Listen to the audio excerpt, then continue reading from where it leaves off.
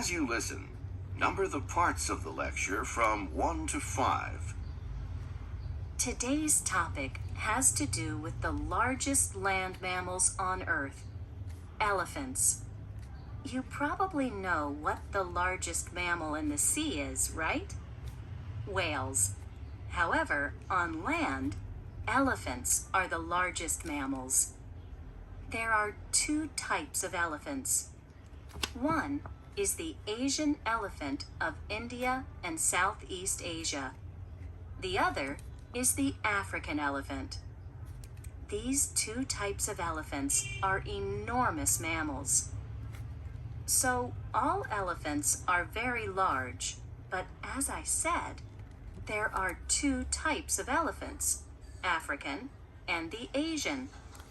I'm going to compare and contrast the similarities and differences between the two species for you today. Let's start with some similarities. Well, for one thing, both animals have trunks.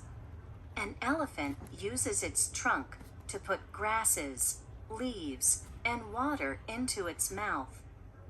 Typically, elephants drink about 50 gallons of water each day. Both kinds of elephants use their trunks to pick up very small objects and very large, heavy objects. They can even pick up trees with their trunks. Another similarity is that both animals are intelligent. Both animals can be trained to do heavy work. They can also be trained to do tricks to entertain people. In other words, they can do work for people, and they can also be taught to entertain people. As I said before, the African and the Asian elephants are alike in many ways, but they are also quite different too. Let me explain what I mean. The African elephant is larger and heavier than the Asian elephant. Asian elephants reach a height of about 10 feet, and African elephants reach about 13 feet tall. The African male elephant weighs between 12,000 and 14,000 pounds.